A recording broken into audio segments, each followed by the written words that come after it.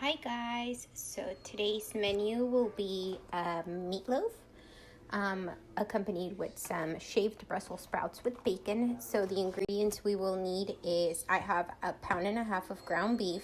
You can get whichever one you like. I like the 80/20 so that it has a little bit of fat in it and it's pretty lean. We're gonna need, I have 2 celery stalks, a handful of baby carrots. If you have regular carrots, you can use 1 carrot depending on the size of it. You might need 2. We will need 1 egg for binding, some panko for binding the meatloaf as well, and I have 1/4 of an onion. As always, salt and pepper to taste.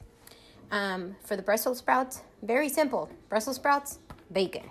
We will get to those later. Okay, we're gonna start with the dicing.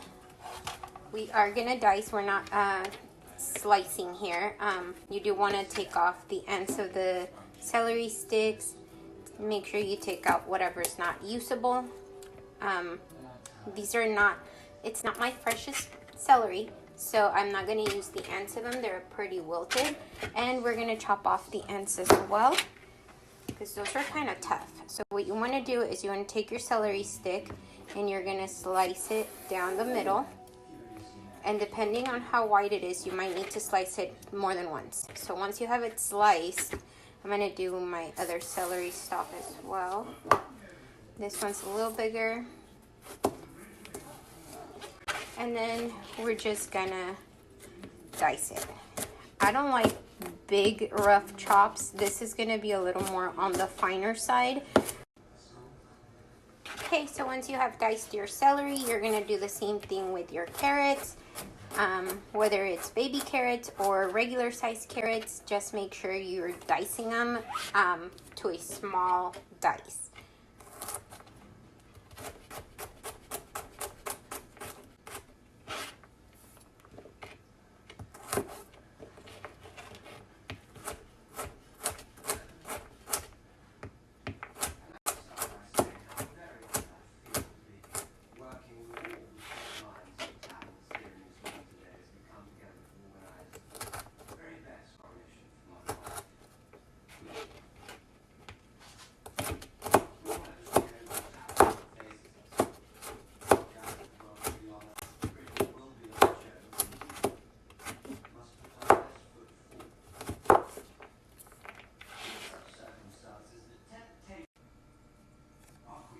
Alright, we got the carrots and celery diced. We're gonna go in with the onion.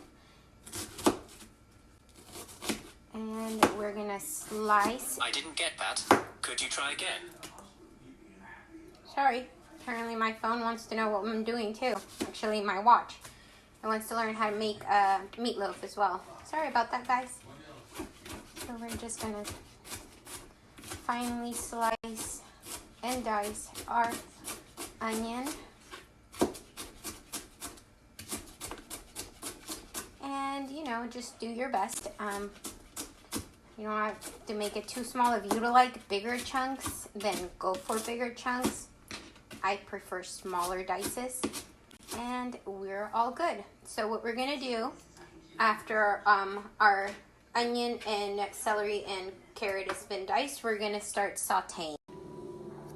Okay, in a pan, we're gonna put some vegetable oil to heat on medium-high heat. And you just want a little splash. We're gonna saute the onions, the carrots, and the celery. We're gonna sweat them down. We're not gonna cook them 100% through, but we're just gonna sweat them down. So you always wanna start with the onions and then go from there. Okay. Take your onions and you put them in the pan. You hear that sizzle?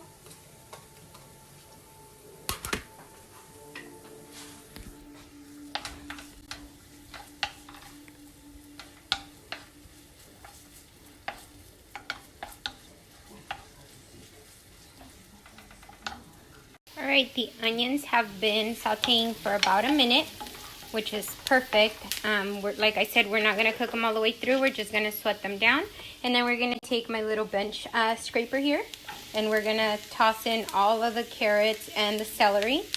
And we're gonna saute it as well, just to sweat it down a little, start to make them a little softer and translucent.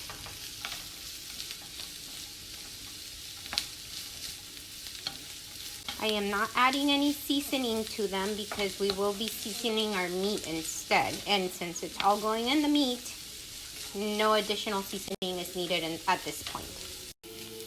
Okay, it's been about 2 minutes since I tossed in the carrots and the celery, and we want to get them to this point. We're not going to overcook them. We're not going to make them super soft because then they're going to disappear in our meatloaf. At this point, I'm going to turn off my stove and I'm going to let them cool for a minute before I toss them in with the meat. All right, our veggies have cooled. We're going to put them in our bowl with our ground beef. And you're going to get your hands dirty with this because that's the whole reason why we were cooling these. We don't want to burn ourselves while we get our hands in there and we start mixing.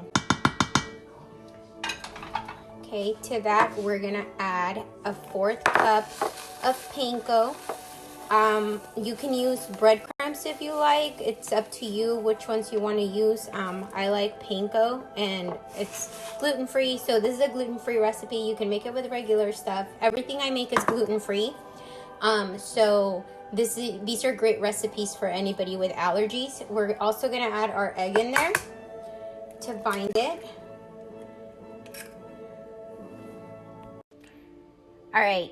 So we've added all of our ingredients. I've also added a teaspoon of salt and I've added 1/2 teaspoon of black pepper. I have a garlic, black pepper, and salt mixture, but I don't like garlic in my meatloaf. But if you do, by all means, you can add 2 tablespoons of that mix like that. And this was a mix I made myself. It was a cup of garlic salt, 2 cups of a cup of garlic, 2 cups of salt, and a cup of pepper. And you just mix it all together. All right, once you've added, it's time to mix it all in. We're gonna, like I said, you're gonna get your hands dirty. You just wanna combine it well. You wanna make sure that everything is mixed together before we put it in the oven to bake. All right, once you have your meat all mixed up, we're gonna place it in a baking sheet. You can put a baking rack on top of it. I don't have a rack, so I'm just gonna use what I have, and I put a piece of foil on top. On that foil, I'm gonna take my cooking spray oil, and I'm gonna just spray the bottom so that the meat doesn't stick.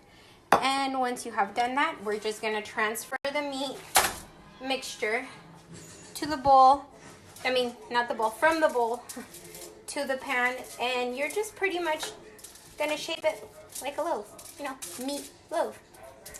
How do you guys like my little Christmas decor in the kitchen? My little owls in the back.